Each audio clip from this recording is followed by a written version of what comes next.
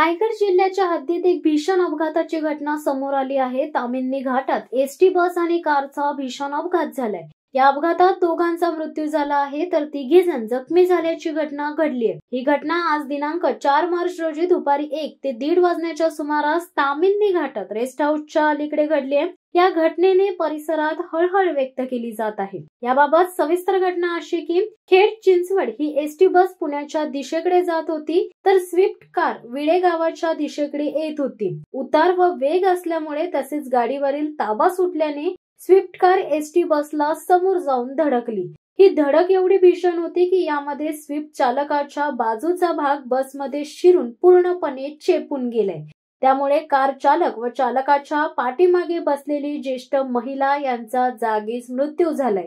तसेच हे दोन्ही मृतदेह कारमध्येच अडकून पडलेत। सह्याद्री वन्यजीव रक्षणार्थ सामाजिक संस्थेचे सदस्य घटनास्थळी जाऊन आधुनिक साधनांच्या माध्यमाने दुपारी 3 वाजता अडकलेले मृतदेह बाहेर काढण्याचे काम सुरू केले।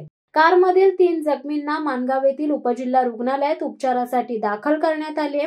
जखमीमध्ये एका लहान मुलीचा देखील समावेश आहे तर एसटी मधील कोणीही जखमी झाले नसल्याची प्राथमिक माहिती मिळत आहे। शिवसत्ता टाइम्स साठी दीपक दबके, माणगाव।